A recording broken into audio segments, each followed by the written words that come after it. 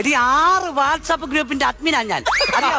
എടി 12 മണിയാകും ഞാൻ ഇവർക്ക് ഗുഡ് നൈറ്റ് ഇട്ടിട്ട് ഒന്ന് കിടക്കുമ്പോ നീ പിന്നെ വെളുപ്പിനെ തുടങ്ങണം ഗുഡ് മോർണിംഗ്. ആരടിക്കും?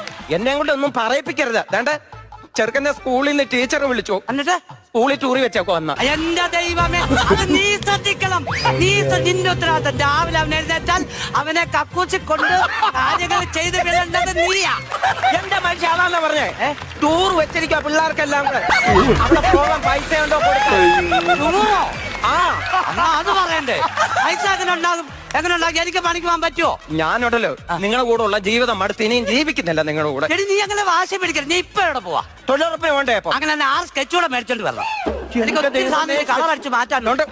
എല്ലാം കൂടെ ഞാൻ തനിച്ചു പറക്കി ഞാൻ കളയും. ഞാൻ ഇന്നലെ 12 മണിക്ക് ഞാൻ ഇവിടെ നിന്ന് വിയർത്ത്. നീ അറിഞ്ഞോ? എന്തിന്? മോട്ടുമൊയിലിന് വഴി കാണിച്ചു കൊടുത്താ. ഇപ്പോഴും ആ വഴി ബ്ലോക്ക് ആയി.